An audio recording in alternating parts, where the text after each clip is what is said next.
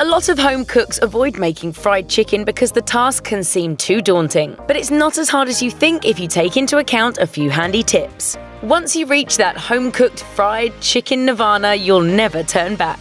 Here are some common mistakes blocking your path to damn good DIY fried chicken. Cooking cold chicken. Take chicken from the fridge, dredge, and fry, right? No. Before you do anything to the chicken at all, do yourself a favor and let it sit at room temperature for at least 30 minutes. When you fry cold chicken, the temperature of the oil drops drastically. As a result, the chicken cooks unevenly and you definitely don't want that. Not drying the chicken well.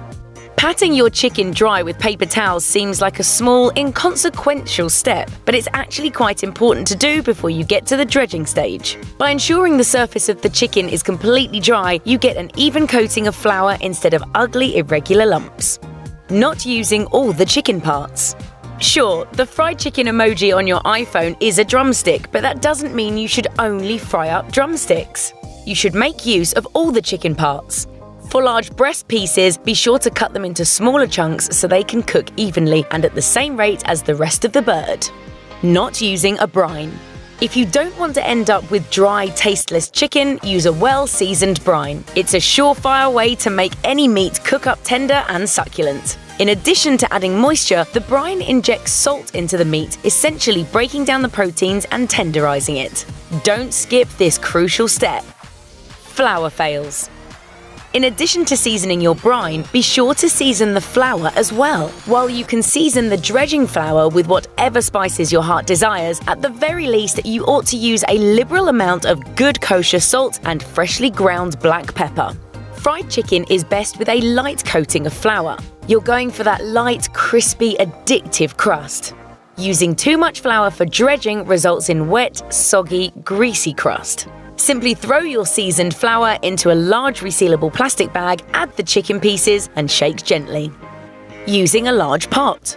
While you might think you need to lug out your biggest pot in order to fry the chicken in gallons of oil, you might be surprised that a big pot isn't necessary for small batch frying. Unless you're making enough fried chicken to service a large crowd, a skillet will do just fine. That way you can easily flip the pieces without scary oil splatters. You gotta keep on your toes. Toes, that is.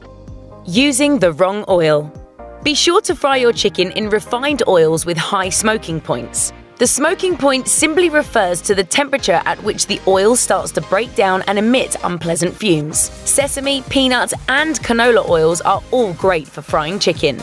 Extra virgin olive oil? Not so much. Frying at the wrong temp. Invest in a cooking thermometer to make sure you're cooking fried chicken at the right temperature, which is between 300 and 325 degrees Fahrenheit. At this heat, the chicken gets a nice, crisp crust with no burning, and the inside is delightfully cooked through. Overcrowding the pan. One of the keys to even cooking is avoiding an overcrowded pan. Work in batches in order to leave plenty of space between chicken pieces. You want to have ample room for flipping the chicken to ensure it's an irresistible golden brown all over. Not letting the chicken rest. Biting into hot fried chicken is tempting, but you're better served if you wait. You won't burn your mouth eating piping hot meat, plus the resting time gives the juices a chance to redistribute, rewarding you with super juicy chicken. Draining on paper towels.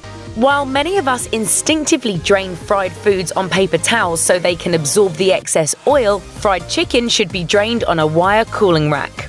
Letting those crispy chicken pieces sit on a wad of paper is one surefire way to create steam, resulting in soggy crust syndrome. After all that hard work, no thank you. Wow, what a chicken! Anyone who's ever bitten into a piping hot piece of KFC's fried chicken knows it's delicious. But what is it that sets KFC apart from other chicken joints? It turns out that there's more to it than just those 11 secret herbs and spices.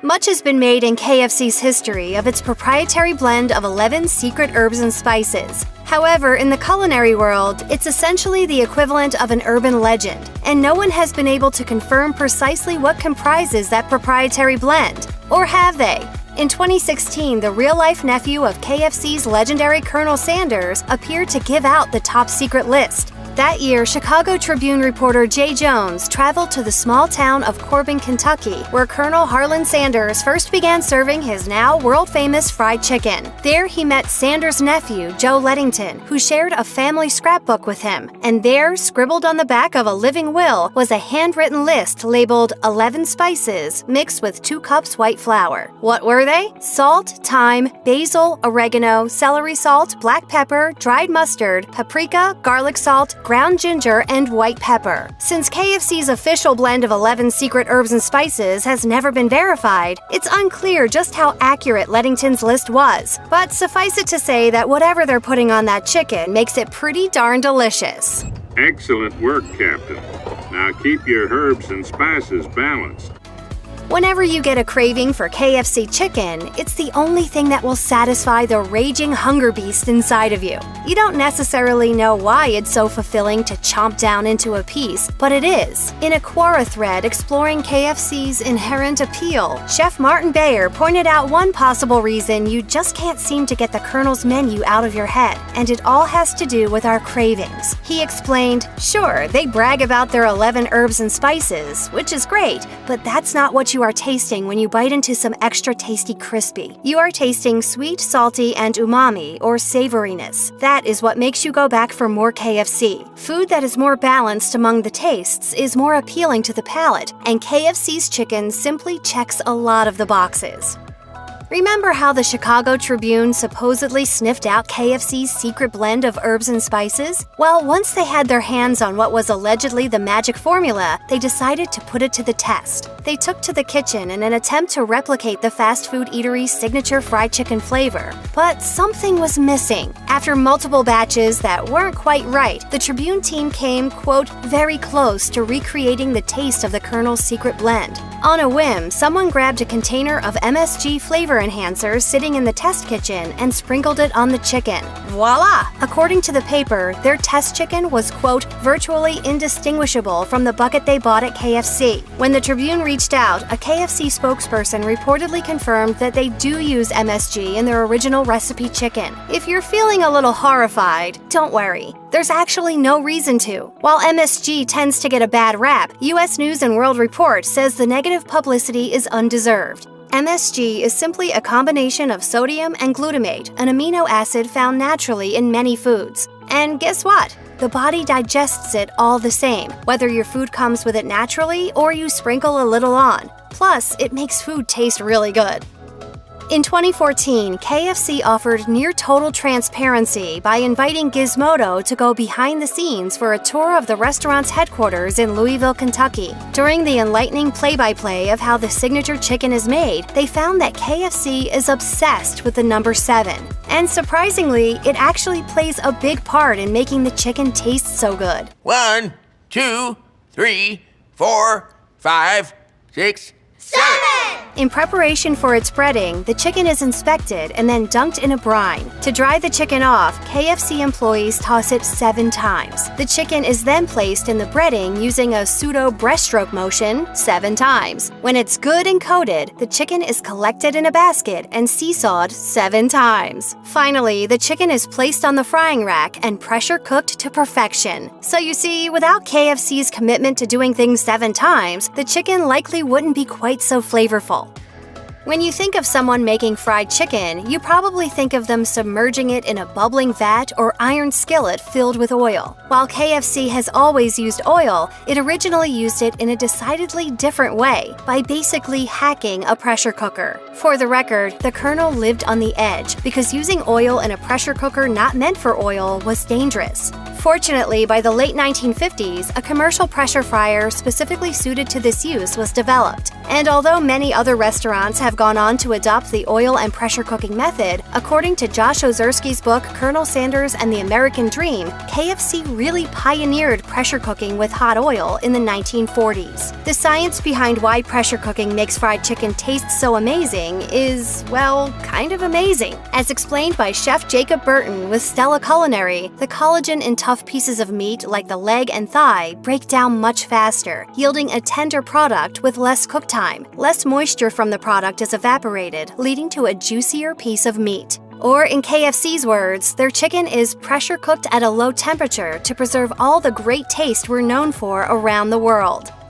It would be easy to assume KFC and other fast food restaurants like it use frozen meat products for all of their menu offerings. Doing so would presumably amount to a significant cost savings over fresh proteins. But according to several former employees on a Quora thread devoted to how KFC chicken is cooked, the restaurant is committed to using quality fresh ingredients. One former employee had this to say about just what kind of chicken was used. "Our chicken was always fresh, chilled but not frozen. It was supplied by a local poultry company and already cut into pieces: leg, thigh, breast, and wing. There was nothing really special about the chicken itself. The poultry supplier supplied numerous other restaurants with chicken, so it was all actually chicken. KFC, at least from my experience, is very picky about their food. Fresh is best, right?"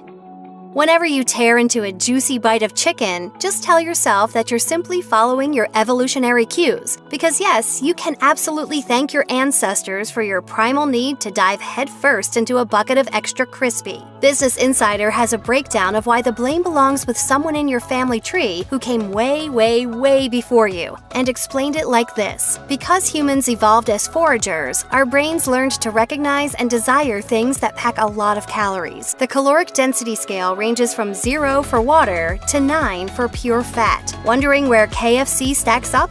Let's just say this chicken should satisfy the forager within. While raw chicken without the skin has a caloric density of 1.35, KFC's original chicken breast scores 2.3. The extra crispy version gets a 2.9. The skin by itself scores an intoxicating 5.0. To put it plainly, our ancestors knew that to survive on a sparse diet while still having to plunder for food and travel great distances, they needed calorie-rich food to sustain them. So if anyone ever questions your devotion to KFC's fried chicken, just tell them it runs in the family. Come on, hon. Live a little. A few calories won't kill you.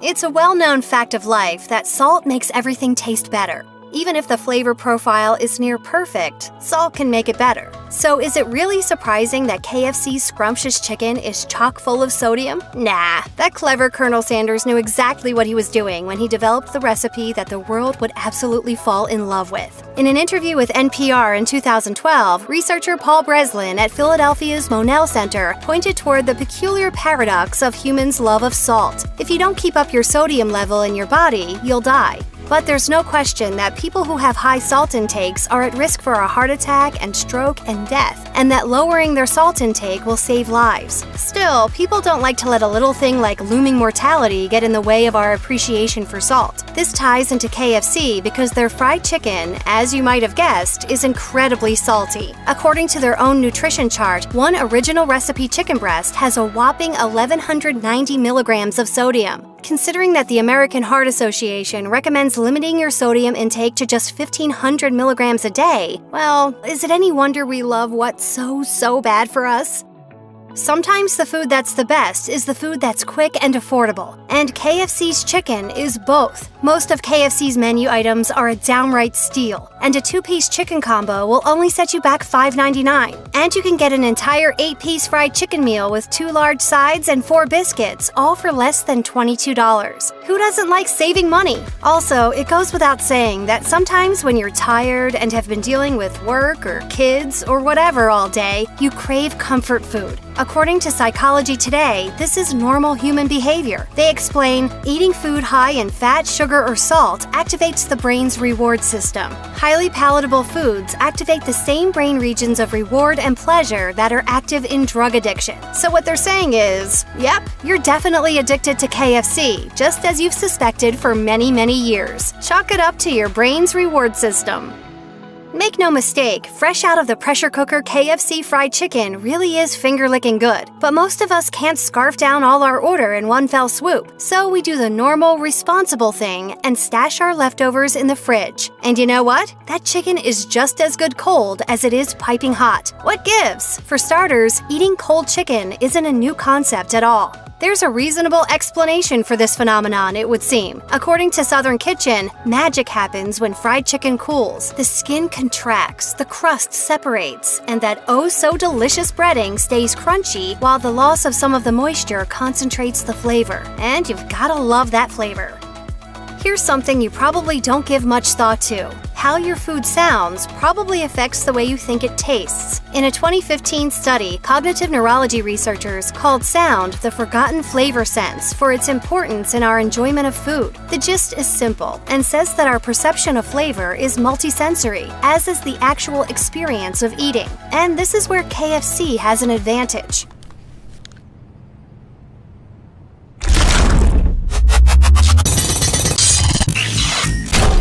The study found that crispiness and pleasantness were definitely connected when it came time to rate how tasty food is. And that's true for everything from fried chicken to potato chips. It's also why marketing campaigns focus so much on the crunchy, crispy sounds their foods make. Why are we like this? It's possible that our brains associate crispness with freshness, thereby signaling to our inner ancestral foragers that the crispy chicken contains the kind of vitamins and nutrients that our bodies need. So once again, go ahead and blame your ancient ancestors for your weekly KFC run. They're not around to argue with you anyway. Yes, you really can find an excellent fried chicken sandwich at a fast food drive-thru window. Not all fast food fried chicken sandwiches are created equal, however. So there was just one thing to do. We ate them all. Here are the results. The Big Chicken Sandwich from Checkers puts all the emphasis where it counts, namely on a full quarter pound of fried chicken breast. Serve simply with shredded lettuce and mayonnaise on a sesame seed bun. Unfortunately, most of the good news stops there. For all of the promotion of the pre-cooked weight of the processed chicken fillet, there's not much in the way of plumpness or moisture, with soggy, nearly flavorless breading. If there's not a Jack in the Box in your area, the only thing you might know about them is that they have a strange clown mascot named Jack. Their menu is pretty varied, and they offer up a variety of chicken sandwiches, including a plain one. Plain is about dead on. As far as a chicken sandwich goes, it's fine. It's just lettuce and mayo on a bun, nothing fancy. If you're looking for an inexpensive chicken sandwich and there's a Jack in the Box on your side of the road, it'll work, but you don't want to cross traffic to eat this. Burger King's crispy chicken sandwich is a stripped-down, bare-bones return to the classics, with a breaded chicken fillet, lettuce, tomato, and mayonnaise on a soft potato roll. Unfortunately, what should be a reaffirmation of the enduring power of the classics ends up being mostly a failure. While the chicken fillet itself is reasonably crispy, the shards of chopped lettuce mostly end up on your lap and wedged into the cracks of your car seat, and the tomato is a depressing colorless slab that offers nothing in terms of flavor. It's hard to compete with Sonic Drive-In. The chain continues to serve rock-solid versions of classic drive-in fare at low prices and with friendly service. This tradition mostly continues with the classic crispy chicken sandwich with some caveats. The classic crispy chicken sandwich is served traditionally with lettuce, sliced tomato, and mayonnaise. The chicken stays crunchy, though it does lean toward being somewhat under-seasoned. Our biggest objection is to the overall dryness of the sandwich. It's a good thing they have more than a million drink choices. BurgerFi is a new kid on the block, so to speak, and prides itself on fresh ingredients. In 2018, they introduced chicken to their menu.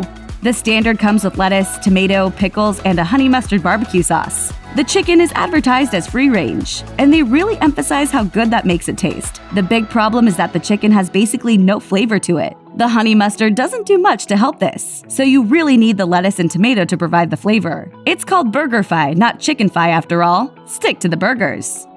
Depending on where you are in the US, you either have a Hardee's or a Carl's Jr. in your area, or you have neither.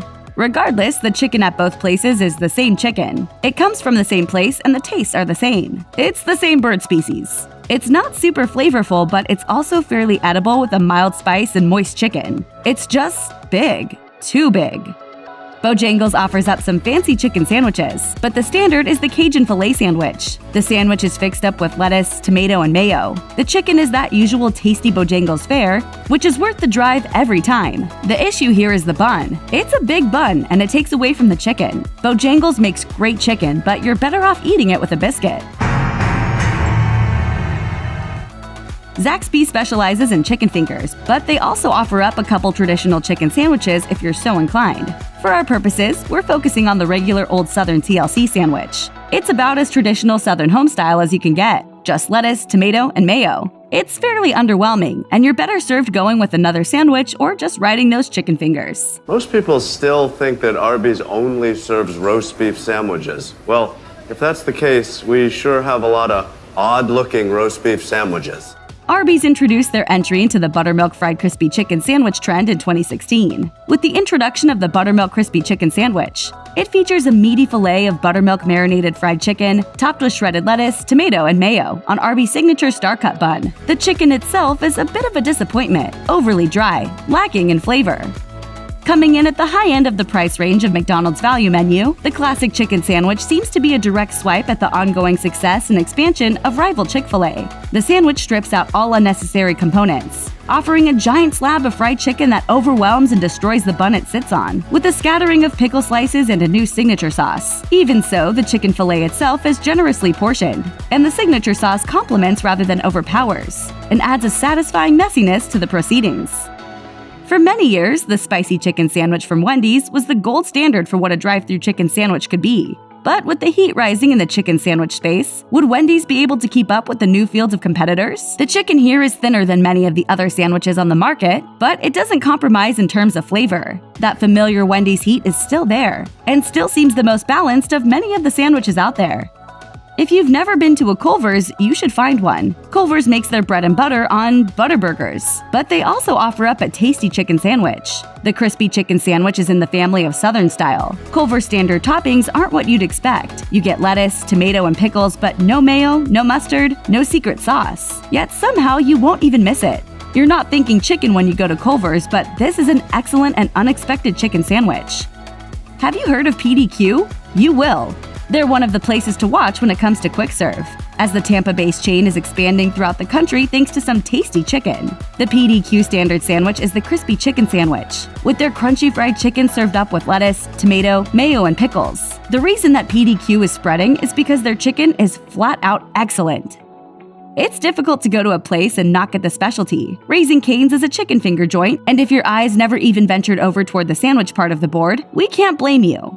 Cane's chicken is just flat out good. But what about eating it between two buns? Despite their amazing chicken, they know the sauce is boss. The standard chicken sandwich is just 3 chicken fingers on a bun with lettuce. But the trick is that they go ahead and put the sauce on there for you. Sometimes it's that simple. Don't reinvent the chicken finger, just throw it on a bun and enjoy. KFC has maintained a legacy of crispy, pressure-fried chicken excellence for more than 70 years, and its version of a fried chicken sandwich helps prove why. The chicken itself is the star of the show here. It's thick, juicy, and intensely flavorful. Shh, just listen now. But where KFC really starts to outshine its competitors is in the slathering sauce arena. Whether sweet and smoky or hot and spicy is your complimentary chicken flavoring of choice, KFC offers a range of options on a fried chicken sandwich that puts the chicken itself front and center, where it belongs. Now that's chicken you can count on. Shake Shack has exploded in recent years based on one simple concept: elevate classic fast food to its maximum possible potential, and turn it around quickly to keep the line moving. With the Chicken Shack, the tradition continues. In spite of its enormous size, the chicken remains impossibly crunchy, and it's complemented by Shake Shack's herb mayonnaise. As with much of Shake Shack's menu, the Chicken Shack is a perfect example of what even a simple chicken sandwich can be, when you take time to balance the different elements and source good ingredients. Chick-fil-A employs many extra touches in providing a delicious sandwich. If you actually look at the ingredients, you'll be surprised to see vinegar listed there. That's the secret. It's a scientific trick that tells your brain that the food you're eating is bright and fresh. That perfect fried goodness is the result of pressure cooking, which also speeds up the process and gets the fresh chicken out more quickly. The crazy thing is, it's so simple. It's just bun, chicken, and that little surprise. 2 unexpected pickles hidden under the chicken that gives it a bit more sour crunchiness. The pure simplicity is what takes it to a whole new level. Though intrinsically connected with Southern cuisine, you can nowadays find phenomenal fried chicken at restaurants in pretty much any state. From the many exceptional fried chicken eateries around the country, we've plucked out the very best of the best. Good luck deciding which one you're going to try first. The Philly cheesesteak has long reigned as Philadelphia's top culinary artifact, but thanks to one up-and-coming chain of Philadelphia restaurants, fried chicken is working its way up the list. Eater Chef of the Year Michael Solomonov, his business partner Steve Cook, and local coffee shop owners Tom Henneman and Bobby Logue have been working to establish Philly as a fried chicken mecca since opening Federal Donuts in 2011. The restaurant specializes in fried chicken, coffee, and donuts. That's all they serve. Henneman said, "It's 3 comforts under one roof." Inspired by Korean fried chicken, the birds at Federal Donuts are twice fried for a, quote, teeth-shattering crispiness. The chicken can be coated in a choice of dry seasoning, za'atar, coconut curry, or buttermilk ranch, or there's a wet glaze of chili garlic, sweet soy garlic, or honey ginger. Whether glazed, seasoned, or plain, the fried chicken is always served with a moist honey donut. As a slave's granddaughter growing up in rural poverty, Mildred Council, nicknamed Mama Dip, likely never imagined she'd one day serve her fried chicken to fans including Michael Jordan and President Barack Obama. But she did, thanks to some of the most delicious fried chicken ever. Mama Dip learned to cook working alongside her mother-in-law in a tiny takeout kitchen that quickly earned a reputation for serving the best homemade country dishes in town. Fried chicken is a form of love. Since opening her own restaurant in 1976, Mama Dip has become a culinary icon. Before farm-to-table cooking was in vogue, Mama Dip sourced all her ingredients from local farmers. Mama Dip's menu hasn't changed much over the years, focusing on Southern comfort staples such as chitlins, smothered pork chops, and fried chicken. Her crispy Southern-style birds are paired with classic sides including collard greens and fried green tomatoes. Mama Dip passed away in the spring of 2018, but her culinary legacy lives on through her fried chicken, which is still served at Mama Dip's kitchen by her children and grandchildren. Fuku, from Chef David Chang's restaurant group Momofuku, began as a bare-bones chicken sandwich eatery in the East Village that attracted lines around the block. Fuku has since moved into locations in the Financial District, Battery Park City, Boston Seaport, and beyond. Menus vary slightly based on location, but fried chicken remains the heart. Customers can chow down on Fuku fingers, bites, and wings in a 5-spice dry rub or a sweet and spicy wet glaze. You can pair chicken with dipping sauces, including mayo, ranch, honey mustard, or the iconic Sam sauce. That's a tangy, spicy, Korean-inspired chili dip. You can even have your tasty fried chicken on a sandwich. It's thigh meat soaked in habanero and buttermilk, then fried and served on a steamed potato bun with fermented chickpea butter and a pickle. Atlanta has no shortage of places to eat fried chicken, but Busy Bee Cafe has been showing them how it's done since 1947. The secret to its success is not really a secret. The menu states that the chicken is brined for 12 hours, hand-breaded in seasoned flour, and sizzled in peanut oil. The result is a golden brown bird with a tender, succulent interior. Not delicious, but delicious. I love it. You can order Busy Bee's fried chicken by the half, 2-piece, or 6-wing dinner. Or you could order it smothered in pan gravy and served over rice. You can complement your Yardbird with classic sides, including candied yams, baked macaroni and cheese, or fresh turnip greens. Since Busy Bee opened more than half a century ago, it's been visited by Martin Luther King Jr., Barack Obama, and Bernie Sanders. The restaurant has also since expanded from its original location on Martin Luther King Jr. Drive to a second spot on Trinity Avenue. Nashville, Tennessee is the nation's capital for hot chicken. Since the world-famous Nashville style of chicken was introduced more than 70 years ago, dozens of restaurants have started dishing out their own spin on the spicy specialty. Of the many fantastic eateries, Arnold's Chicken Kitchen sets itself apart with its hot sauce-brined, double-battered bird. The cafeteria-style eatery only serves fried chicken on Monday, when lines wrap around the building as hungry hopefuls await their chance for a spicy drumstick or breast. Fried chicken comes with a choice of sides, such as creamed corn, fried apples, or turnip greens. The fried chicken and other traditional entrees earn the restaurant the America's Classic Award from the James Beard Foundation. For a testament to the quality of fried chicken at Howlin' Ray's in downtown Los Angeles, just glance at the long lines outside its door. Diners wait at times it's not even considered socially acceptable to eat fried chicken, like Wednesday mornings. Howlin' Ray's serves up exquisite and authentic Nashville-style hot chicken. Chef and owner Johnny Ray Zone ventured to Tennessee to gain an understanding of the unique style of fried bird and Nashville culture to bring it all back to LA. Thanks to Zone's journey, you can now feast upon Nashville-style breasts, wings, legs, thighs, and tenders in LA's Chinatown. The Howlin' Ray's Kitchen sizzles up chicken in a choice of 6 spice levels: country, mild, medium, hot, ex-hot, and Howlin'. For a blend of sweet and savory, go for the chicken and waffles, which comes with butter and maple syrup, and a choice of dark meat, wings, or tenders.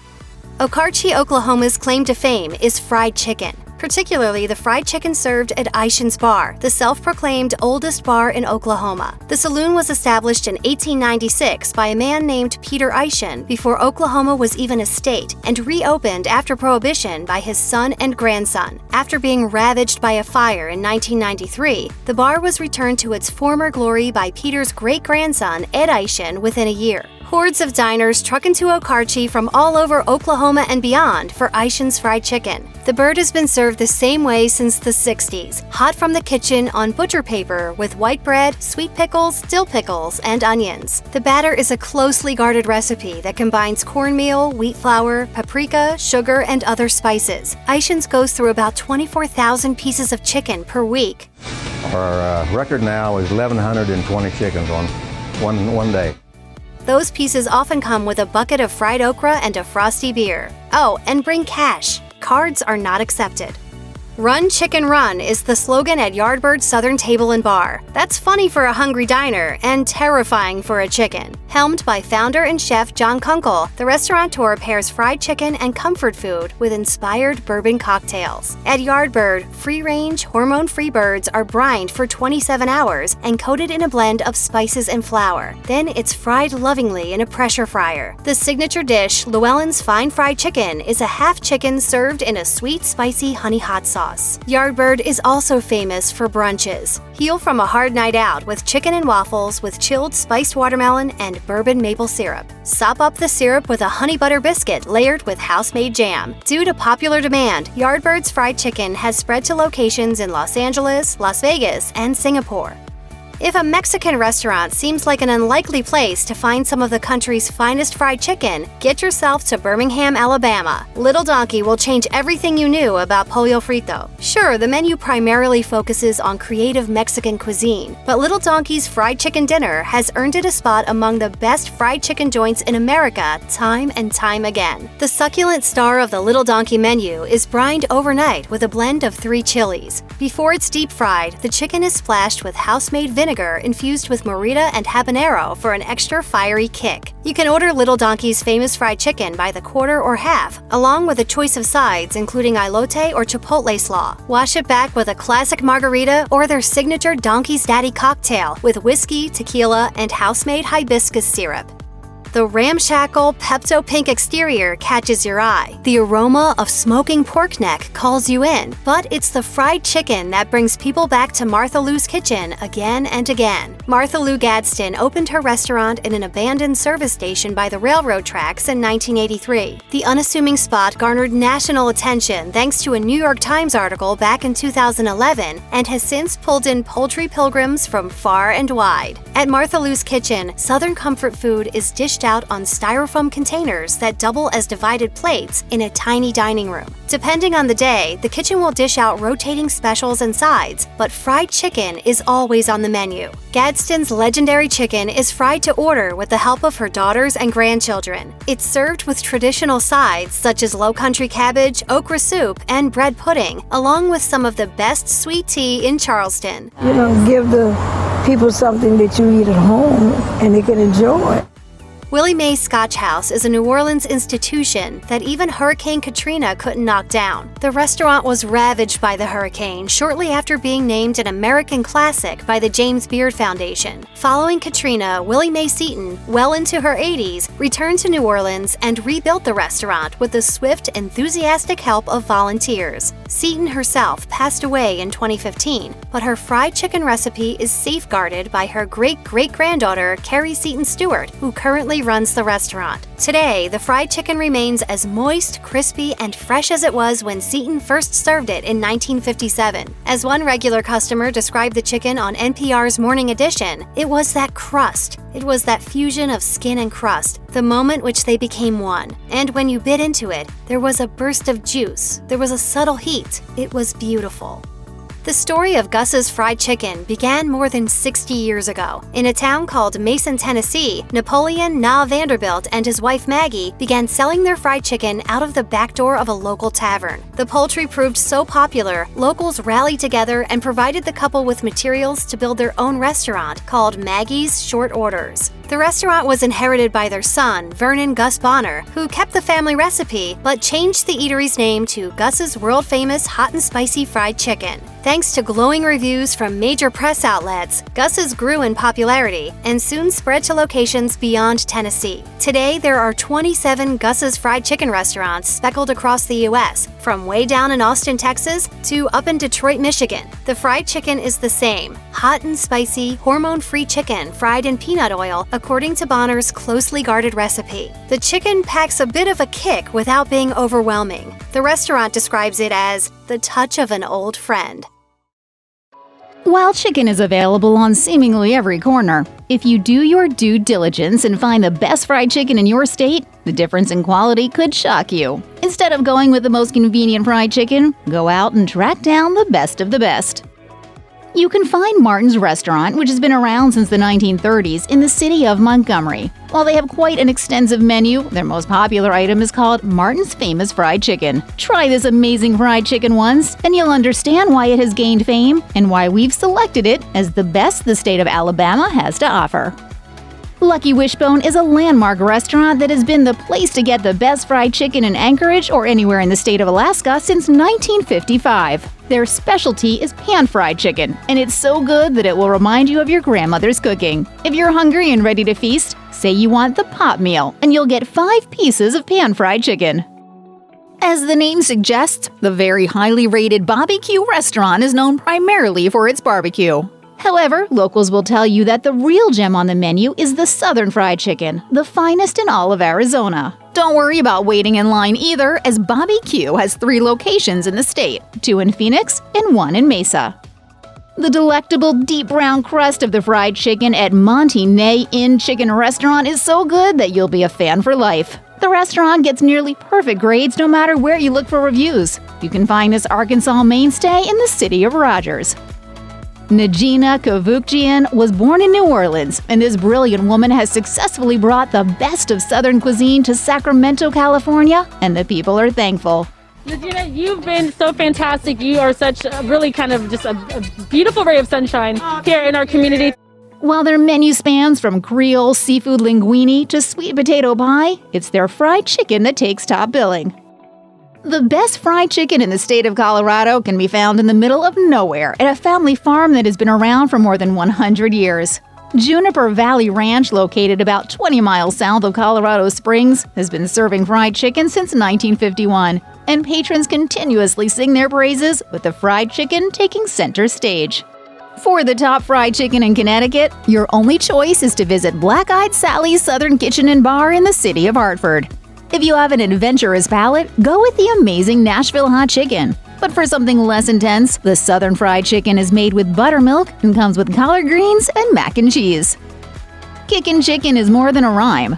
Kickin' Chicken! It's the place to go in Delaware for the ultimate fried chicken. The secret is that their birds are fresh and never frozen, and they don't even start making their fried chicken until you order it. That freshness is very apparent when you're chowing down at one of their 3 locations in the cities of Lewis, Longneck, and Milford. The greatest fried chicken in Florida can be discovered at The Regional, a restaurant in West Palm Beach. The Regional's founder and chef is Lindsay Autry, who is regarded as one of the best chefs in the nation.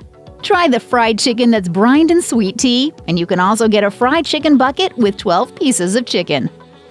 Located in Savannah, Georgia, Mrs. Wilkes' dining room began in 1943 when Seema Wilkes took charge of a boarding house in the city's historic downtown.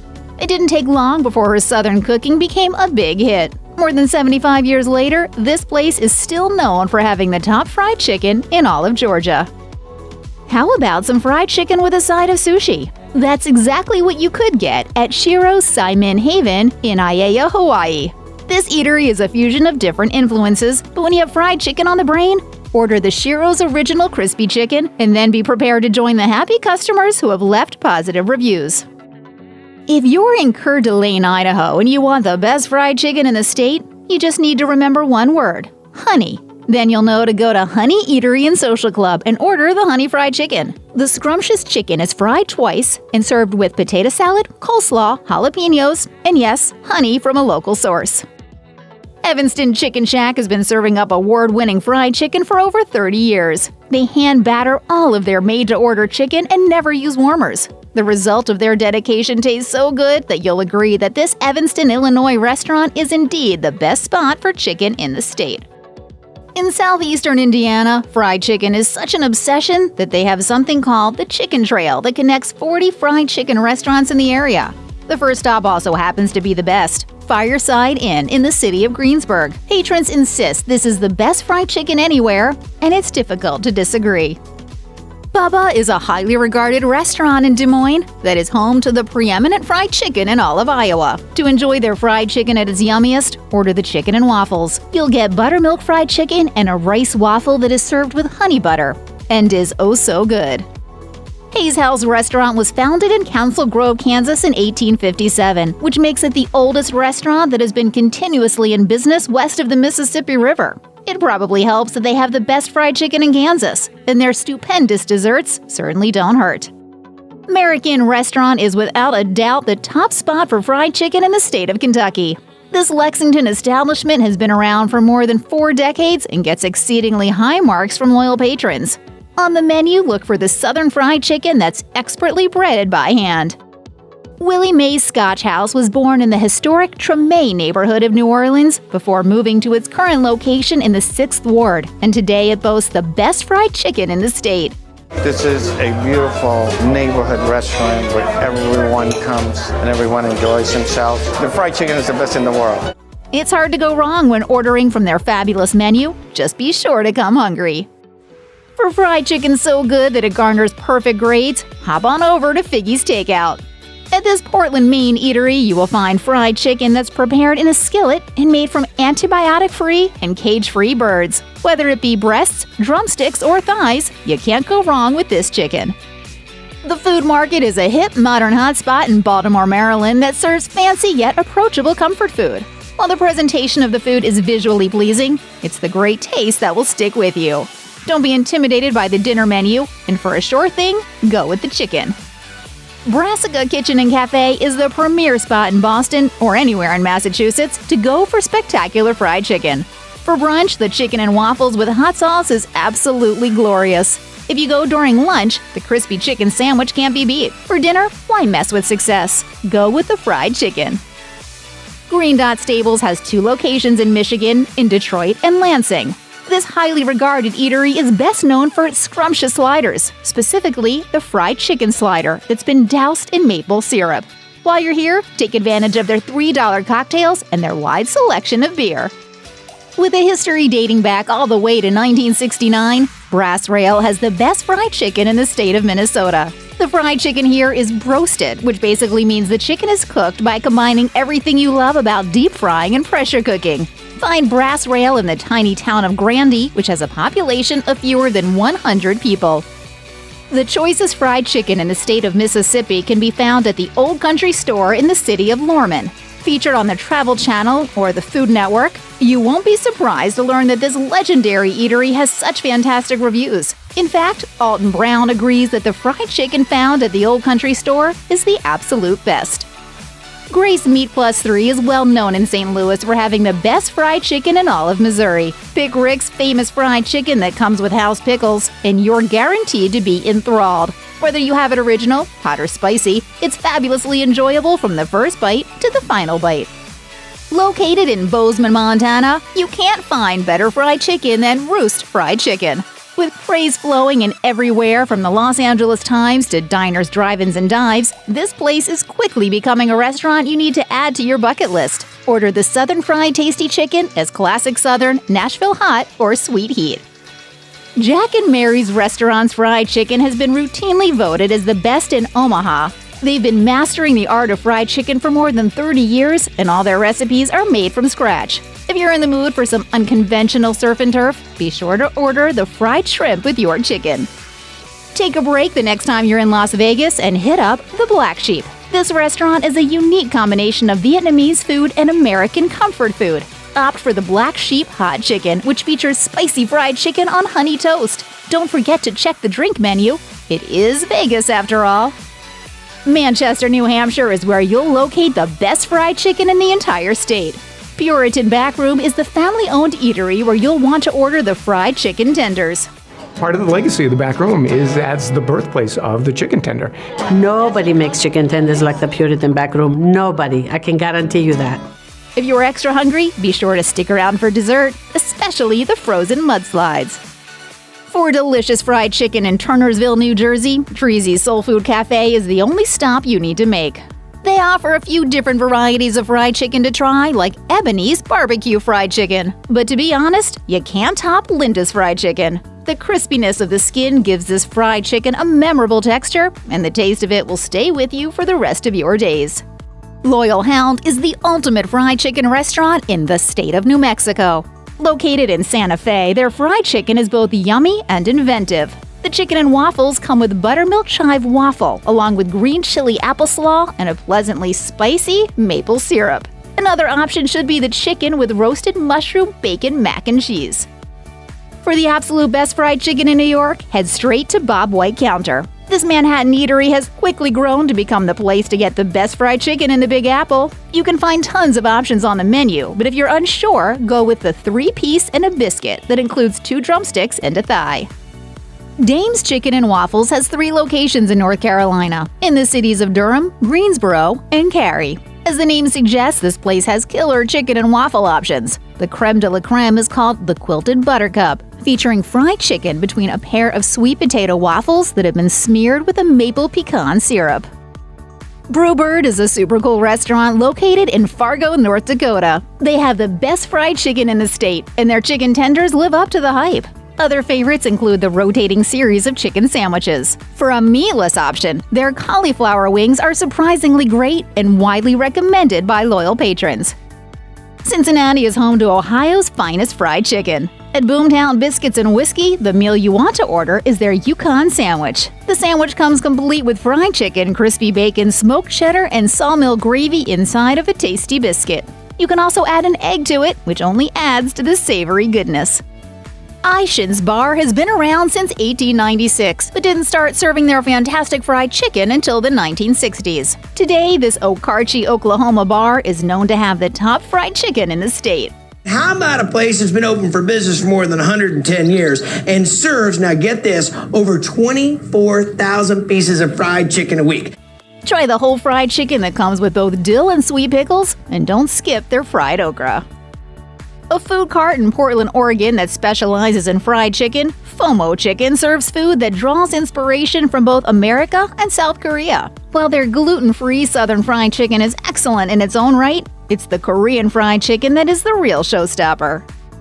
Chef Marcy Turney and co-founder Valerie Safran have a great restaurant going in Philadelphia called Bud and Marilyn's. The Nashville hot fried chicken can be served by itself or as a biscuit sandwich, but either way, it's delicious. If that's too spicy, Maryland's fried chicken is also a winner.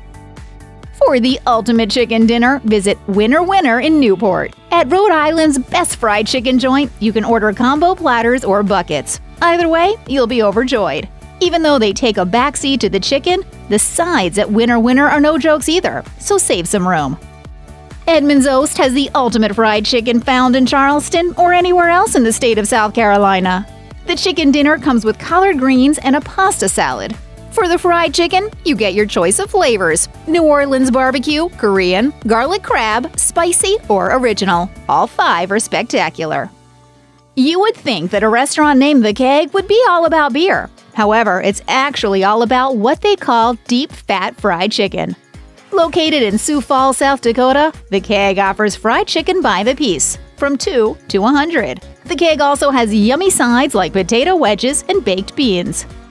To get the best Nashville hot chicken, it makes sense to head to Nashville, doesn't it? At Prince's Hot Chicken, it's a given that you'll be ordering their hot chicken. The only question remains, how hot? Don't go too far above hot unless you know what you're doing. But even their spiciest fried chicken is so flavorful that you won't mind the discomfort. If you're listing the best fried chicken joints in Texas, Frenchie's Chicken in Houston deserves to be at the head of the class. While fried chicken wasn't on the original menu, these days it's what Frenchie's is primarily known for. Pick up one of their family boxes on your way home and you'll be greeted as a hero. In Utah, the place to visit for a fried chicken dinner is Pretty Bird in Salt Lake City. This place is known for their spicy fried chicken, where you have 5 options: Hot behind, hot, medium, mild, and no spice. While even the no spice chicken is really good, you don't want to miss out on the gloriousness of their spicy chicken. Getting the premier fried chicken in Vermont takes some planning. You can find it at Nectar's, but they only serve fried chicken on Friday. However, all it will take is one bite for you to agree that it was well worth the extra planning. Nectar's can be found on Main Street in the city of Burlington and also has live music. The state of Virginia simply doesn't have better fried chicken than what can be found at Mama J's in the city of Richmond. You get to pick either white meat or dark meat, in between dinner rolls and corn muffins. Reviews for this eatery in Virginia are routinely outstanding, pointing to the great service and, of course, the great food. King's Hardware is not the only restaurant to visit in Seattle, but it is the place to be for the best fried chicken anywhere in the state. Their crispy chicken sandwich is leaps and bounds better than the typical fast food chicken sandwich. This King's Hardware sandwich comes with a fried chicken breast that is amazingly crispy and a special sauce. Old Country Diner is a very highly rated restaurant in Martinsburg, West Virginia that serves delicious fried chicken. Order the fresh fried chicken, but some other notable items on the menu include the chicken tenders and the chicken bacon ranch sandwich. The best fried chicken in Wisconsin is an appetizer at Bassett Street Brunch Club. Their chicken in a donut is as magical as it sounds. You get multiple pieces of fried chicken along with a glazed donut, and the marriage of savoriness and sweetness is heavenly. You'll understand why this Madison hotspot gets such strong reviews. Is America's best fried chicken located in Pinedale, Wyoming? That's been said more than once. Pitchfork Fondue specializes in authentic Western cookouts and has been featured on the Cooking Channel. This place is only open in the summer when the weather is good, although catering is available year-round. Next time you're in Wyoming, or first time even, make the extra effort to try what could very well be the best fried chicken in the nation. America has a long-standing love affair with fried chicken, as a celebration dish, a fast food, and a comfort food, but its beginnings are a bit murky. First We Feast noted that the earliest fried chicken recipe predates the American Revolution by a couple of decades and can be traced to a British cookery book by Hannah Glass, which called for floured chicken to be fried in pork lard. It's also thought that Scottish immigrants might have brought the dish with them when they settled in the Carolinas, but it was the African slaves who turned fried chicken into the dish we know today, by adding spices and seasoning to the mixture, according to Southern Fried Chicken Challenge. The Daily Meal revealed that, until World War II, fried chicken was a special occasion dish, reserved for when there was a holiday or something to celebrate. This is a staple in our house for football Sundays, anything, really any day though, but mostly football Sunday. Buttermilk has been used as a fried chicken brine for as long as we've known. Southern Kitchen explained that when the ingredient is used in a marinade or as a brine, its acids deconstruct the chicken meat's protein networks. And when these reconnect, water between protein fibers gets trapped. The result is a well-seasoned buttermilk brine that makes chicken meat, whether it's dark meat or white meat, more tender, moist, and flavorful. My Recipes also suggests that buttermilk enjoys the added benefit of being able to bind with raw chicken, giving the breading something to hang on to. But buttermilk isn't the only thing you can use to dredge your chicken. You can also use pickle juice. Allow us to explain. If you enjoy pickles, it may come as a surprise that pickle juice can be saved instead of thrown down the drain once you've emptied the jar. Athletes drink pickle juice as a way to deal with cramps associated with tired muscles, and because of its vinegar content, pickle juice can apparently act as a great weight loss aid. Tasting Table reports that pickle juice can also be used as an ingredient in a number of dishes. For instance, it makes a great dressing for coleslaw, it can be used as part of a hearty, homemade Thousand Island-style sauce, and with just boiled water, it can become the best marinade for a pasta salad. Tasting Table also explained that pickle juice can be used as a secret ingredient for macaroni and cheese, and to fire up dishes like deviled eggs and mashed potatoes. Pickle juice can also be a meat marinade. Food writers for publications like Men's Journal have reported that pickle juice, with its vinegar, garlic, sugar, salt, pepper, and garlic mix, make it great for marinating. And because of its acidity, pickle juice also goes hand in hand with Southern Fried Chicken's traditional buttermilk soak for extra succulent fried chicken.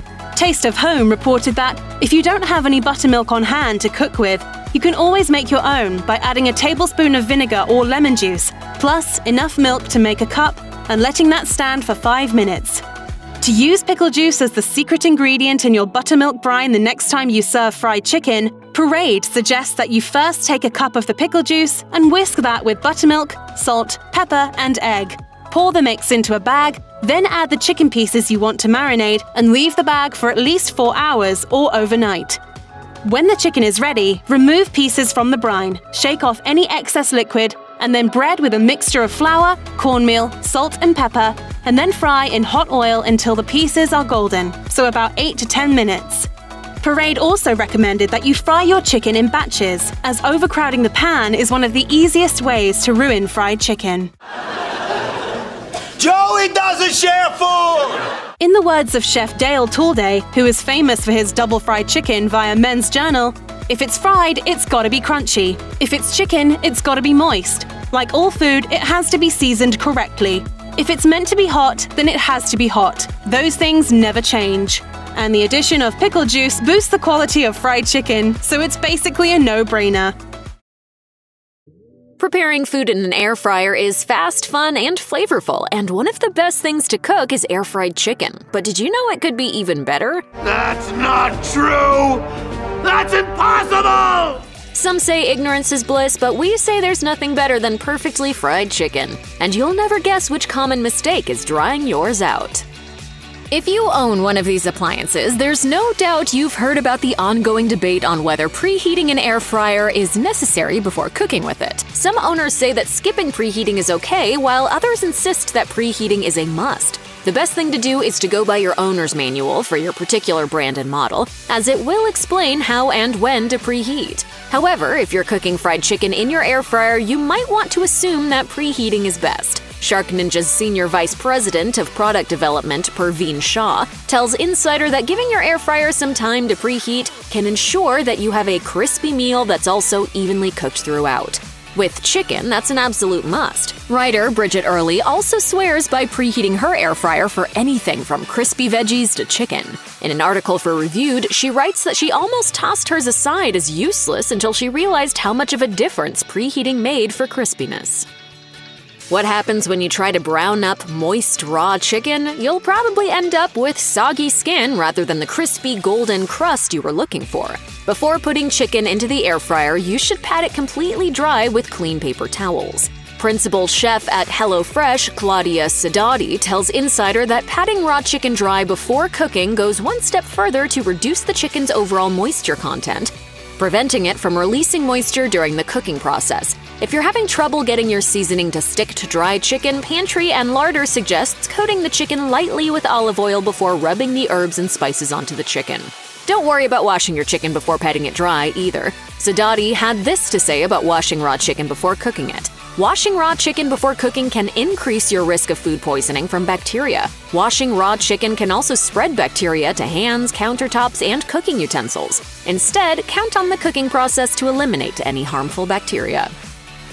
Yes, chicken is perfectly edible without seasoning. However, the right seasoning can really boost its flavor, especially with fried chicken. Fried chicken needs a little extra flavor or you're bound to get mouthfuls of bland-tasting breading, which isn't very appetizing. So don't skimp on seasoning. Ideally, you'll want to season the chicken before you bread it and season the breading. According to Bon Appetit, your chicken needs some salt at the very least. Adding salt generously to raw chicken creates a brine, bringing moisture from the chicken to its surface and soaking it up.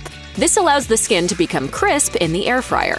Then season the breading. Ideal herbs and spices for fried chicken include garlic powder, onion powder, and paprika, but feel free to experiment with your favorite flavors, including spicy additions like cayenne pepper and crushed red pepper.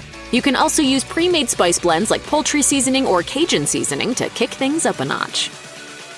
Breading is the star of the show with air-fried chicken. When you make fried chicken in an air fryer, it's crucial to get your breading procedure just right. If not, you could end up with breading that doesn't stick, falling right off the juicy chicken leg you were about to bite into. Blue Jean Chef recommends using a traditional dredge method to coat each piece of chicken and keep the breading intact. First, dip the chicken in flour, then into whipped eggs, and finally in the breadcrumb mixture. After dipping the chicken into the breadcrumbs, use your fingers to press the mixture into the chicken firmly. Stop. Were you about to use any old oil to fry chicken in an air fryer? What? No.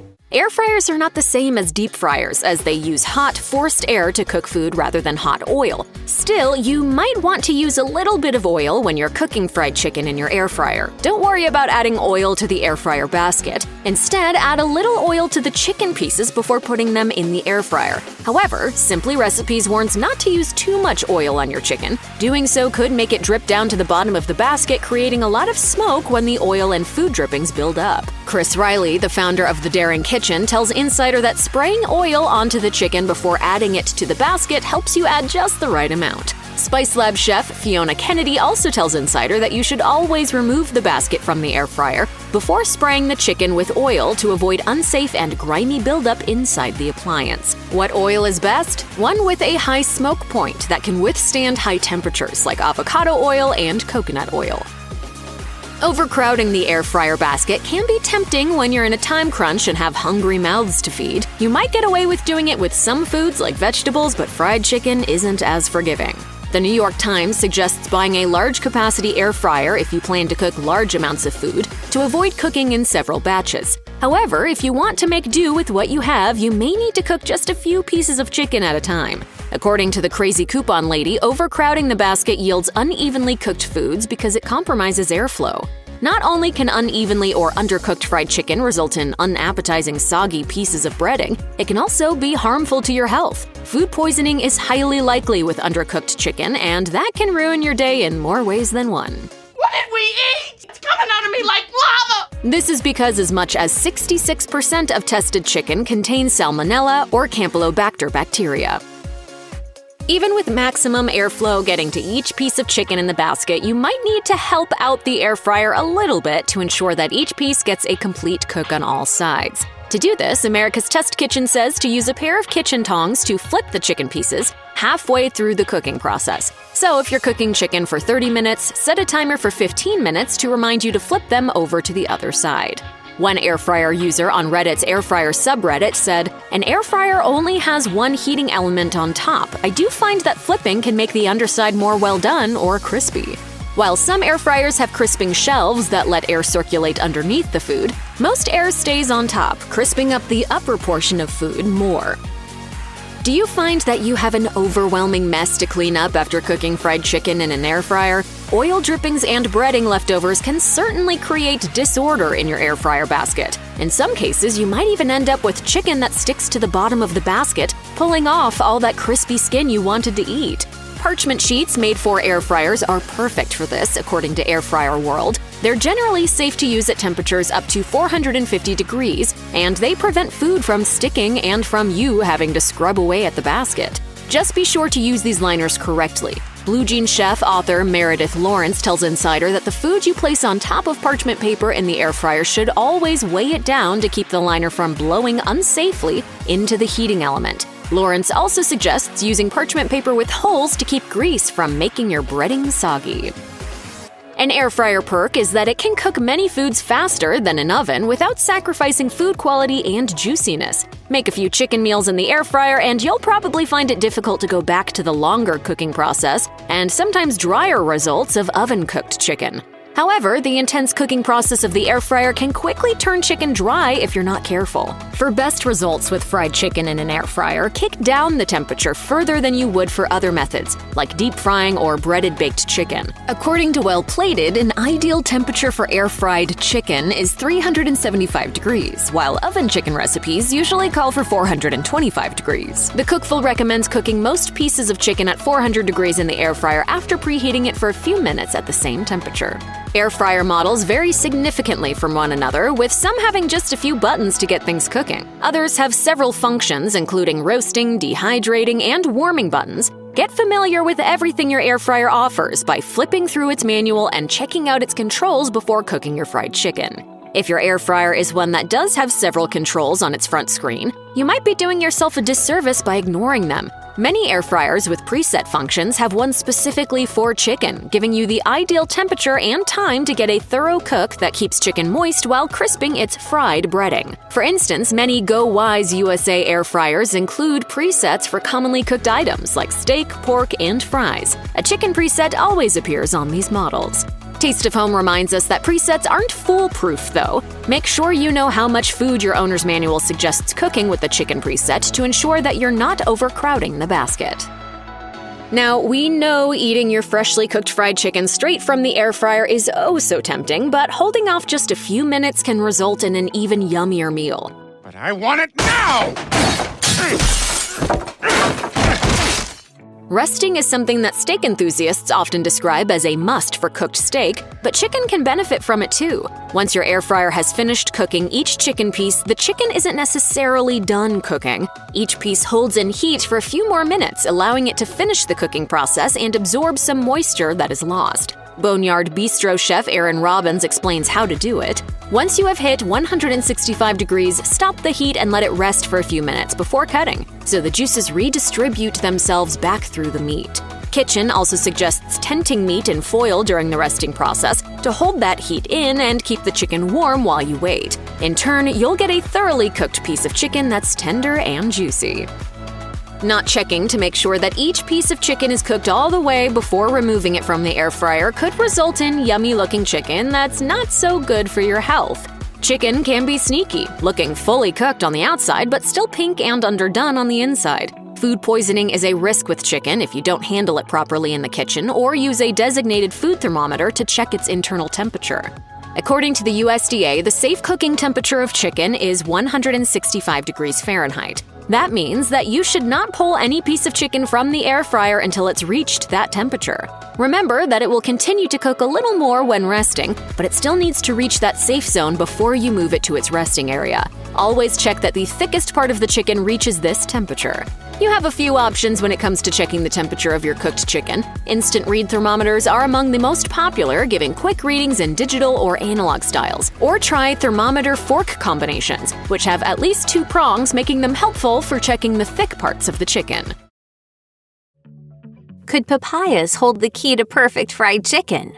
We're going to break down fried chicken myths so you can unlock the battered bird's true potential. There are several different factors that go into making amazing fried chicken, but we can all agree on one thing. On the outside, fried chicken should be super crispy. However, if you think the best way to get that crispy crunch you want is to put your fried chicken in the oven, we have to tell you that you're wasting your time. That's because the real magic of fried chicken happens in the breading. If you get the breading right and you fry your chicken at the correct temperature, then it's going to get plenty crispy on its own. Therefore, using your oven is unnecessary, as it just adds another step that you probably don't want to deal with. This is especially true when you're making your fried chicken for a cookout in the middle of the summer. These days, many people are trying to be healthier on a daily basis, and we can only commend those efforts. After all, you want to feel your best, so why wouldn't you try to eat healthy? However, that often leads home cooks to attempt recipes that alter their favorite foods to make them more diet-friendly. If you're on the keto diet, or you're just trying to put fewer carbs on your plate, you may be tempted to try making some low-carb fried chicken by omitting the breading completely. This might seem like a smart trick, but you're bound to be disappointed by the results. Why? According to ChefWorks, the breading is absolutely essential. First of all, it provides that crunch that you expect from fried chicken, and you certainly don't want to miss out on that. But it also plays another important role: sealing in the moisture. Without that seal, your fried chicken is likely to get kind of dry and sad looking. It's certainly not going to be appealing when you bite into it, and it's just dry and greasy as opposed to crispy and moist. Of course, there are plenty of other tasty ways to prepare chicken if you don't want the extra calories from the breading. But if naked chicken is your favorite, then frying it just isn't the move. If you're not from the South, then you probably have some ideas in the back of your head about what the region is all about. No, not everyone has a banjo, and yes, summers are miserable without air conditioning. But there is even more confusion about Southern food specifically. One common assumption is that fried chicken is a food that people eat all the time. While it may be more common and ubiquitous now that chains like KFC and Popeyes abound, that's not how the tradition of fried chicken started. Rather than being an everyday thing, it was regarded more as a food for celebration. First We Feast noted, fried chicken, fried fish, cakes, cobblers, and pies. All that stuff was meant for celebratory occasions, not everyday eating. Considering that it takes quite a bit of work to make, it's reasonable that it's mainly reserved for special events. But that's just a reason to host a fun, casual dinner party, right? When you think of fried chicken, what kind of piece comes to mind? If you're like most people, you'll think of a drumstick. This piece is pretty iconic in the world of fried chicken, and we can't deny that it's one of the best. The juicy dark meat is ideal for frying because it already contains a lot of fat. However, it's a myth that the drumstick is the only part of the chicken worth frying. In fact, according to Bon Appetit, you can actually feel free to fry the entire bird. Strange. That may come as a surprise if you haven't done it before, but it's true. And one part you probably wouldn't think about frying is the breast. Since the breast contains more lean white meat than other cuts, it's more difficult to cook without drying out. But that's what makes it such a good candidate for frying. The inclusion of the breast will help the whole chicken retain some of its juiciness. Still, it's probably a good idea to cut your breast into smaller pieces, so you're not attempting to cook a massive piece of chicken all the way through all at once. Since fried chicken is such an iconic food, it may seem like making it is a pretty straightforward process. One common chicken frying myth is the idea that you don't have to do anything to the chicken before dredging your pieces and throwing them in the pan. In fact, you do. It's super important to make sure that you dry your chicken well before you start dredging it. That's because the flour and spices won't adequately stick to the skin if it's still very wet. Instead of a nice, even coating, you'll be more prone to flour lumps that will make biting into your fried chicken a less than appealing experience. If you've ever cooked anything in a deep fryer before, you know it's a lot of work. It requires a lot of oil, which can be expensive. And it's also a massive mess to clean up once you're done. Unfortunately, this keeps a lot of people from making their own fried chicken at home because they believe you have to make it in a deep fryer. However, that couldn't be further from the truth. You don't have to go out and buy any new equipment to make fried chicken as long as you already have the basics in your kitchen. In fact, ChefWorks asserts that not only can you use a cast iron skillet for frying your chicken, it may actually even be a better choice. That's because it's easier to get cast iron to the temperature you want it at, and it retains heat more effectively. And since a cast iron skillet can be used for so many other purposes in the kitchen, it's definitely worth the money to invest in one if you plan on making fried chicken on a regular basis. Imagine this. You've been planning on making fried chicken for dinner all day. You finally get home from work and decide you don't want to wait another second to sink your teeth into that juicy, delicious flesh. You have to make the chicken now. So you take it out of the fridge, dredge it, fry it up, and start eating. But wait, something's off. What is it? Well, it's probably because you believed the myth that you can take your chicken straight out of the fridge and start frying it immediately. However, this is a big no-no, according to Bon Appetit. Frying chicken when it's cold is a bad idea because it will lower the temperature of the oil once you drop it into the pan, causing the chicken to cook unevenly. When this happens, you can be left with undercooked chicken or overcooked chicken that just doesn't taste as good as it should. Additionally, this kind of ruins your chances at getting a crispy skin. So what's the solution?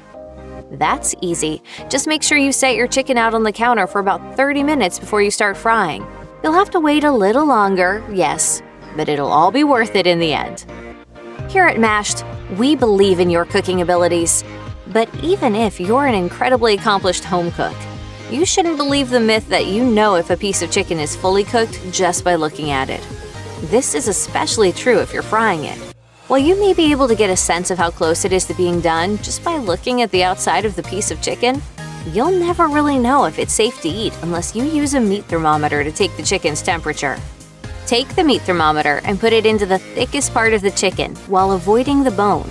The temperature should read 165 degrees Fahrenheit to ensure a safely cooked chicken. Not only is this important to avoid foodborne illnesses from undercooked poultry, it will also prevent you from overcooking your chicken into a dry mess. Look, we get it. You lead a busy life. However, you don't want to take any shortcuts when it comes to seasoning your dredging flour. While it's tempting to believe the myth that plain flour will do, according to Southern Living, it's likely going to leave you with a lot less flavor than you really want in your chicken. The last thing that anyone wants is a bland crust. Southern Living suggests keeping it classic and simple with just some salt and pepper added to your dredging flour. but you can really get as creative as you want here. Some chili powder would be a nice addition if you like your chicken with some kick, or you can experiment with ingredients like garlic and onion powder, paprika, or even white pepper. Stick to a flavor combo you love, and we can guarantee that your fried chicken will come out so much better than it would be if you were to skip the seasoning step entirely. Have you heard the myth that you're always supposed to dredge your chicken twice before you start frying it? It's a common sentiment, and it seems to make sense. After all, wouldn't the crust be crispier if you added even more flour to it? You would think so, but that's not necessarily the case, per Southern Living. Instead, they say that this will result in a soggy crust, which is probably the last thing you want when it comes to your fried chicken. Instead of dipping your chicken into bowls of flour, add the seasoned flour to a zip-top bag. Put some chicken into the bag as well, and turn the bag until it is well coated. Repeat with any remaining batches, and you've just dredged your chicken in the simplest way possible. When you roast or bake a chicken, you probably already know that you should brine the bird. Not only does it help keep the flesh moist, but it also imparts a lot of flavor. And that's super important when you're working with a relatively neutral-tasting protein like chicken. However, many people assume that this step isn't necessary when it comes to fried chicken. After all, it's getting fried, so you wouldn't think that it needs extra moisture. And aren't you getting all that flavor from the breading anyway? While it may not be an absolute necessity to brine your fried chicken beforehand, it's going to make it taste a lot better. I mean, it's chicken. It's fried chicken. I like fried chicken. That's exactly why Bon Appetit recommends brining your chicken for at least 4 hours before you start the cooking process. They use buttermilk, which is definitely one of the most popular ways to create a brine. Want to make your chicken even more flavorful? They say you can leave your chicken in the brine for up to 24 hours, so don't be afraid to let it sit overnight. While you already know that buttermilk brine is an option with your fried chicken, there are other ways to impart added moisture and flavor into your bird. Some people just don't like to use buttermilk, and others have specific reasons not to opt for this combo. Therefore, you shouldn't believe the myth that a buttermilk brine is the only way to go when there are so many other brining methods out there. The Taste of Kosher has a few ideas that are going to land you with a super flavorful chicken that'll be ready to fry in no time. If you want to keep things nice and easy, you can ditch the buttermilk in favor of coconut milk. Coconut milk has a slight acidity to it, so it works surprisingly well. That you can also try a dry brine. Basically, that just involves rubbing salt onto the skin of the chicken. Don't be afraid to combine that salt with other seasonings to add even more flavor. And if you're looking for something a little out of the ordinary, pick up a papaya the next time you're at the store. The enzymes in this fruit will help break the flesh of the chicken down, resulting in a tenderness that you'll want to replicate again and again. What diners, drive-ins, and dives eatery stunned Guy Fieri with garlic-infused fried chicken? And which one served up a chicken sandwich with donut buns? Keep watching for those surprising dishes and more. To taste some legendary fried chicken, Guy Fieri traveled to Bakersfield, California to visit the Pyrenees Cafe, which opened in 1901 under a different name. In 1935, it became the Pyrenees Cafe and has been a staple there since, serving Basque food native to the Basque County in northern Spain, near France. The Pyrenees Cafe employs a French-born chef, making their Basque food authentic and delicious. Patrons of the Pyrenees Cafe especially love their garlic fried chicken. It's not Southern fried chicken by any stretch of the imagination. To make this twist on the classic fare, the chef seasons his chicken with a variety of spices, including minced garlic, one of the healthiest spices, all in heaping amounts. He then uses olive oil to meld the seasonings to the chicken and lets it marinate for at least 2 hours. After coating the chicken in buttermilk and dredging it in a flour mixture, he gently drops it into hot oil to fry. The garlic fried chicken is served with French fries and topped with garlic, butter, olive oil, and parsley sauce. Guy Fieri's reviews were as positive as they come. But if I was going to ever make fried garlic chicken, that would be the example. Outstanding. Guy Fieri stopped by Hardina in Philadelphia to try the authentic Indonesian food. Hardina is run by 2 daughters and their mom, and guests love having good international food locally. One of their popular dishes, which Fieri of course had to taste, is ginger fried chicken. This tastes exactly like how my grandma used to make it. To make ginger fried chicken, the cook starts by making a ginger paste, which includes a variety of fresh ingredients. The chicken is boiled for 2 hours in seasoned water, along with ginger paste, and coconut milk is added for the last 20 minutes. Next, they make a samo tracy, a hot sauce with shrimp paste and Thai chilies, to serve alongside the chicken. Once fried, their ginger fried chicken is topped with a ginger fry crunch and is served with the shrimp paste and rice. With the rice, with the crunch, with the fry, with the chicken, when you can get that optimum bite, it's dynamite.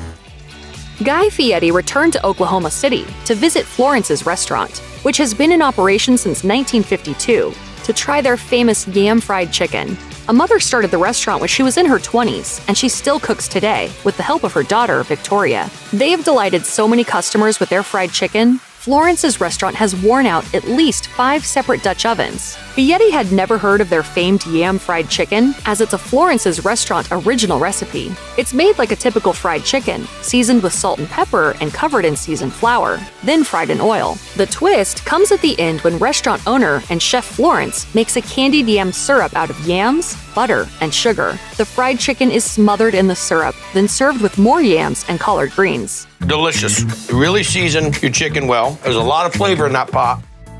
Some prefer their fried chicken on a sandwich. Others, like fans of Minnesota-based restaurant Soul Avenue Kitchen, prefer a double fried chicken sandwich for an even crispier skin. To make the signature sandwich, the cook marinates the chicken in a buttermilk and hot sauce batter overnight, then dredges it in a flour mixture, which includes several types of pepper and powder. The chicken is then fried in oil once, and after resting, it's fried in oil again, which finishes cooking the chicken, making the skin extra crispy. To elevate the sandwich, the cook adds generous portions of sauces, including a homemade lime aioli, and tops it with kimchi and house pickles. Before taking a bite, Guy Fieri marveled at the size of the sandwich and complimented the chef. My friend, that is some excellent fried chicken. Soul Avenue Kitchen patrons can order a variety of meals when visiting, many of them inspired by Korean fare. For even more fried chicken goodness, Guy Fieri traveled to Portsmouth, Virginia, to visit Mosberth's, a family fun restaurant that had served their signature fried chicken recipe for over 70 years, serving some of their customers since they were children. Other patrons noted they'd rather eat Mosberth's fried chicken over something their mother would make. In just one day, Mosberth's went through 600 to 700 pounds of chicken, according to their chef. On top of the chicken, a tasty batter the consistency of pancake batter. The cook was careful not to make it too thick, though, as it could result in too hard of a crust once fried. After being dunked in the batter, the chicken was coated in a dry flour mix and dropped into hot oil for 17 minutes at 350 degrees Fahrenheit, resulting in a delicious piece of fried chicken paired with coleslaw, potato salad, and hush puppies. After tasting it, Fieri had one important question. Deliver to California? Unfortunately, per their Facebook page, Mosberth's closed in early 2021. In the post announcing their closure, they stated, "Without our customers and without our employees, we would not have been successful for 81 years." They added that rising supply costs, a broken piece of kitchen equipment, and the COVID-19 pandemic all factored into their decision to close. Tucked away in a strip mall in Memphis, Tennessee, is the home of the best thing Guy Fieri's ever eaten with his hands, Uncle Lou's Fried Chicken. Uncle Lou's has legions of loyal customers, some willing to drive 30 miles for a meal, and who come back for a variety of chicken dishes on the menu. And Fieri got a behind-the-scenes look at how their famous fried chicken is made. The cook Lou uses his grandmother's recipe and includes cinnamon in his spice mix, an ingredient Fieri had never seen included in fried chicken. After dredging it in the spice mixture, the chicken goes into hot oil for 12 minutes before coming out perfectly crispy. A fan favorite is the honey-dipped fried chicken, which is dipped in a sauce similar to buffalo wing sauce, made with a special spice mixture called corruption, and lots of honey. Fieri proved his love for the meat when reminiscing about Uncle Lou's fried chicken, saying, If you live within 300 miles of this joint, you should be getting yourself over here right quick now.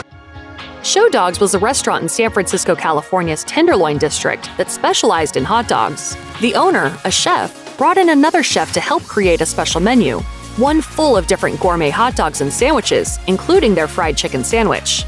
To make their sandwich, which one patron described as, quote, so tasty, the cook would marinate chicken in a dry rub made with a variety of spices, including vinegar powder, Madras curry powder, and toasted cumin.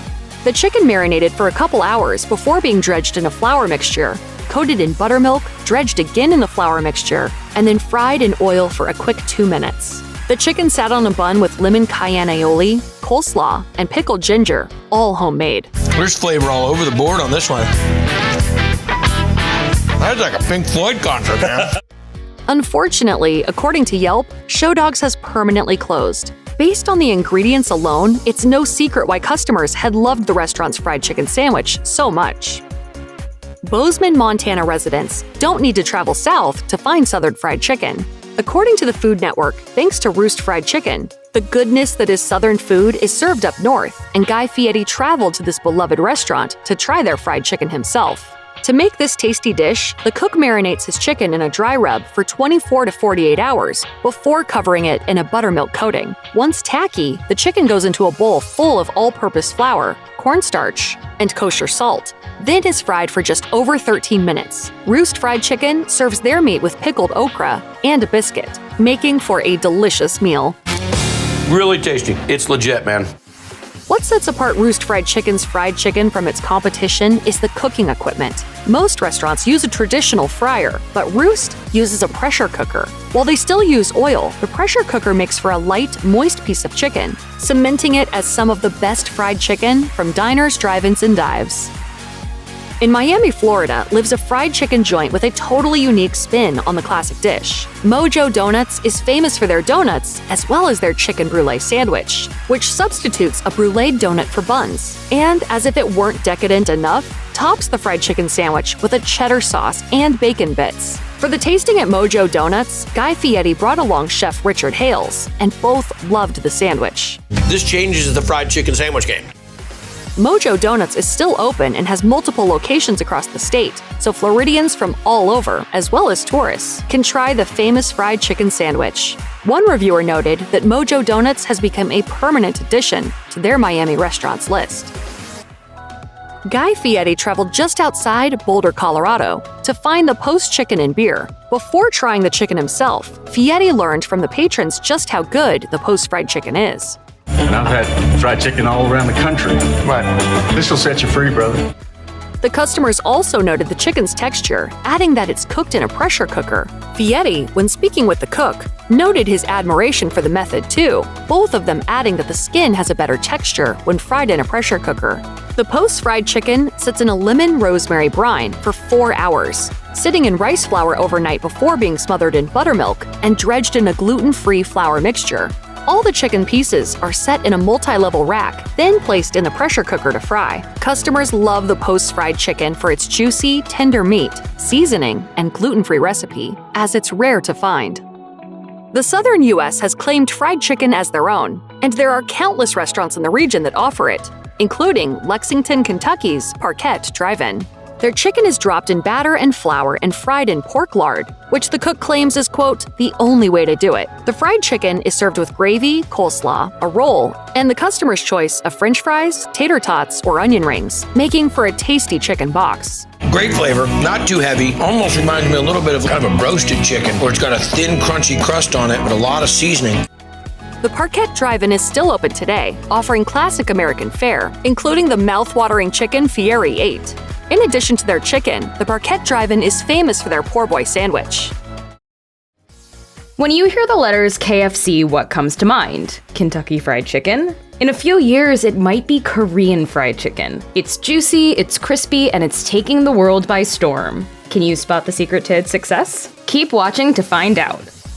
Like most stories surrounding the history of a specific food, tracing back the journey of Korean fried chicken to its precise origin is a bit challenging. The general belief seems to be that Korean fried chicken was dreamed up at some point during the Korean War. The origins of Korean fried chicken still remain somewhat murky, but its quality is undeniable. However, Iron Chef's Alton Brown may have the answer for both its creation and its flavor. Because it was taught to Korean cooks by African American GIs after the World War.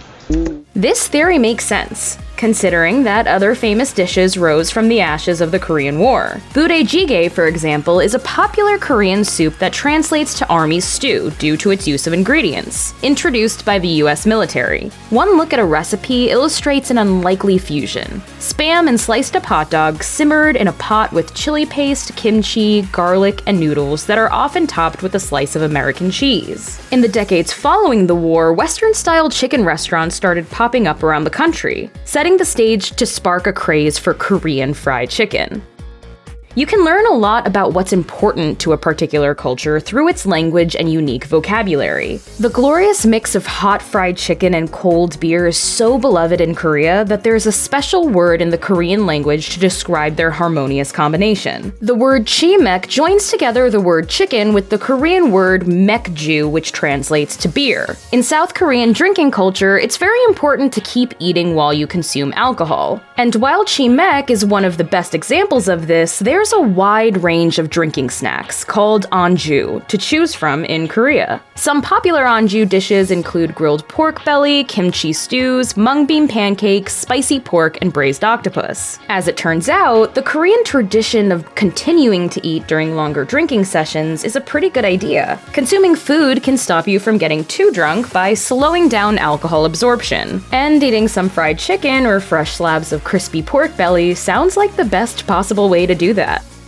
Ketchup, ketchup, ketchup, ketchup. No matter how you say it, ketchup kinda gets a bad rap. What started out as one of the first condiments we ever ate seems to become less socially acceptable to enjoy with age. The tangy red sauce seems tethered to the simplistic diet of childhood with snooty accusations of having an unrefined palate. We'd like to clear the air and let all of you ketchup lovers out there know that we see you, we love you, and we're with you. There's no shame in using any condiment however you like. That said, you might be surprised to learn that ketchup is one of the star ingredients in Korean fried chicken's legendary glaze, yangnyeom sauce. While Korean fried chicken is available in a variety of different flavors, yangnyeom sauce is the bright red glaze you most often see advertised on menus and pictures. Made with a blend of ketchup, gochujang, minced garlic, white vinegar, and rice syrup, this sauce has a complex flavor profile that's sticky, sweet, and spicy. There's no doubt that part of Korean fried chicken's mass appeal is due to this famously tasty sauce, which perfectly clings to the fried chicken's crispy batter. While Korean fried chicken originally started out being served in its traditional form in boxes and buckets, some restaurants are now experimenting with fusion applications of this dish to great acclaim. That's the beauty of chicken. It's one of those meats with mass appeal that can seamlessly blend into new dishes in inventive ways. Bonchon Chicken is a Korean fried chicken restaurant with locations all over the United States that's pushing the boundaries of this dish by creating a menu with items that fuse the tradition of Korean fried chicken with the handheld sandwiches of the West. In the process, Bonchon is devising new interpretations of Korean fried chicken that make it more accessible. One of the standouts from the Bonchon menu includes Korean fried chicken sliders with coleslaw, cucumbers, red onions, and spicy mayo. Another is the Korean taco plate, which comes with the same ingredients but adds buttermilk ranch and wraps it all up in flour tortillas. If you dig fried chicken sandwiches and tacos, then don't miss out on these dishes from Bonchon. Plenty of cooks have secrets that take their dishes to the next level. Having a few tricks up your sleeve in the kitchen can really elevate the food, whether it's exclusive access to special ingredients or using a mastered technique. If you've ever eaten Korean fried chicken in South Korea, you know that the chicken tastes extra juicy for some reason, but you may not know why. The secret has less to do with skill or secret recipe and more to do with the actual chicken itself. Simply enough, Korea's chickens are actually much smaller than the ultra mega chickens we eat in the States. Where the hell's that? I think that's ultra mega chicken. Okay. The smaller birds in South Korea end up tasting more moist because their miniature bodies have more clusters of connective tissue. So while it's true that Korean fried chicken tastes great partly because of its unique sauces, it's also true that it has something to do with the physical makeup of the chickens themselves. This concentration of connective tissues is the same reason that Cornish game hens are particularly juicy.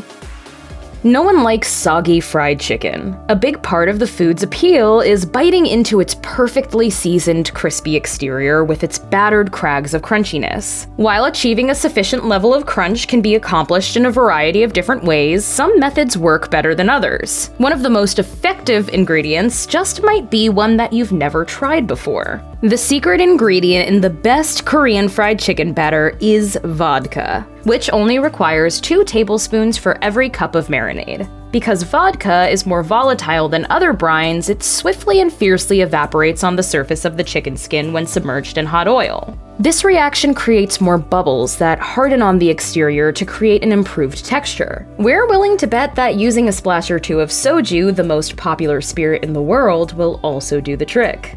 Once again, it seems that alcohol and fried chicken go together perfectly.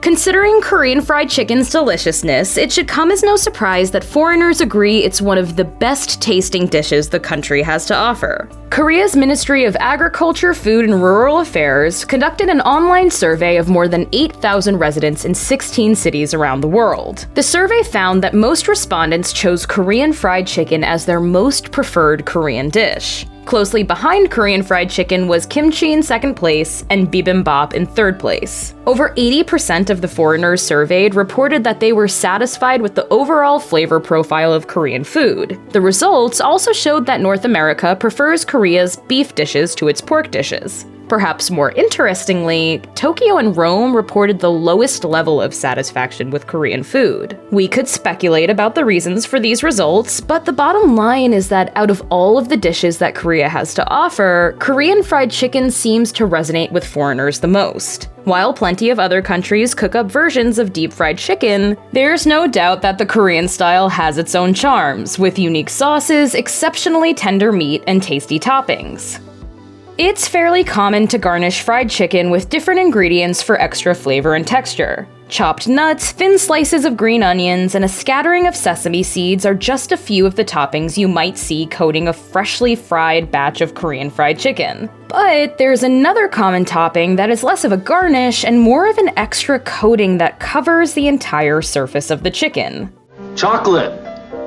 Correct, Andy. No, Andy, that's actually not correct. It's cheese powder. That may sound a bit strange at first, but keep in mind, the flavors of fried chicken and cheese go together hand in hand. How often have you dunked a crispy drumstick into some blue cheese? Or ordered a plate of Parmesan garlic buffalo wings? The main difference here is that Korean cheese powder is typically more yellow in color, and the flavor mimics the sharp notes of cheddar and macaroni and cheese more than Parmesan. The bottom line is this. If you dig fried chicken and you love the taste of cheese, trying out some Korean fried chicken tossed in a little sauce and some cheese powder is a surefire way to light up your taste buds.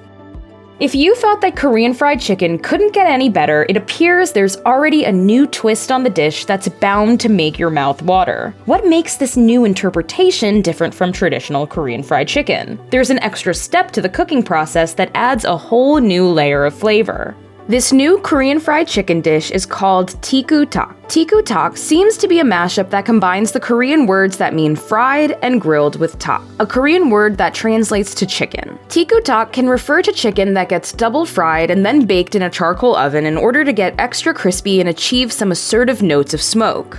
There's no liquid smoke or artificial flavoring involved. Instead, the wings are sauced fresh out of the fryer and then baked with charcoal for a couple of minutes.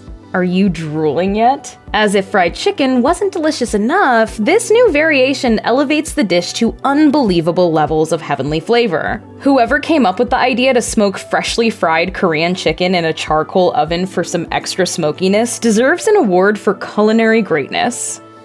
We all know that Korean fried chicken is amazingly delicious. But what was the first Korean fried chicken franchise? And how long has it been in business? The first Korean fried chicken franchise was Lim's Chicken, which opened in the basement of a department store in Seoul back in 1977. The restaurant proved so successful that it became the country's first fried chicken franchise. For decades, the chain stayed within the confines of its native homeland, but they finally decided to branch out into the American market by opening a location in Houston in 2016. The fried chicken batter at Lim's is apparently more similar to tempura than it is to the heavier coatings you might see at other fried chicken joints. That could definitely be a good thing depending on your preferences. The portions are generous, and there are plenty of different dipping sauces to choose from, including sweet, gochujang, spicy, and honey mustard. While the menu offers Korean fried chicken, it also offers more traditional Korean dishes too. So if you're in the mood for a stew or some Korean barbecue, Lim's has you covered.